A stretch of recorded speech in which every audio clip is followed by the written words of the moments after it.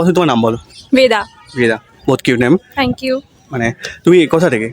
আমি আসলে কুচবিহারে, কিন্তু আমি পড়ছি MBBS রাশিয়াতে। রাশিয়াতে? হ্যাঁ। ভাই রাশিয়াকে নিয়ে কিছু বলো, যেটা আমাদের দর্শক শুনতে চাই। রাশিয়াতে অ্যাভেলেবেল কি এমন জিনিস পাওয়া যায়? সব কিছুই পাওয়া যায় অ্যাকচুয়ালি।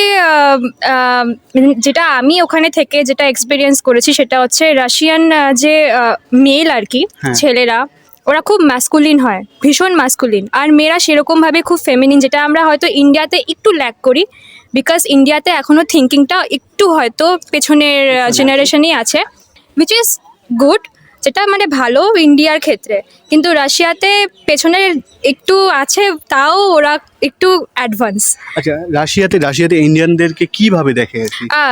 রাশিয়ানরা ইন্ডিয়ানসদেরকে প্রচণ্ডই ভালোবাসে, কারণ অনেক ওয়ার্ল্ড ওয়ার থেকে ওদের মানে যেহেতু ওয়ার্ল্ড ওয়ারের সময় যখন আমেরিকান সব মুভি বা অন্য ইউরোপিয়ান মুভি যখন ওদের কান্ট্রিতে ব্যান্ড হয়ে গেছিলো, শুধুমাত্র ইন্ডিয়ান মুভি চলতো। তো রাশিয়াতে। সেই জমানা থেকে ওরা রাজ কাপুর থেকে শুরু করে মিঠুন চক্রবর্তী সবাইকে খুব ভালোবাসে, আর ইন্ডিয়ানসকে রাশিয়ানরা খুবই ভালো পছন্দ করে আর কি। আচ্ছা, আপনি কতদিন থেকে রাশিয়ায় আছেন? আমার 5 বছর কমপ্লিট হয়ে গেল, আর 1 বছর আছে। 1 বছর পর আবার দেশে চলে আসবেন? হ্যাঁ। আচ্ছা, 5 বছর ধরে রাশিয়া আছে, আপনারা শুনলেন যে রাশিয়ার সম্পর্কে, যে আমাদের ইন্ডিয়ানকে যে খুব ভালো চোখে তারা দেখে, তাই না?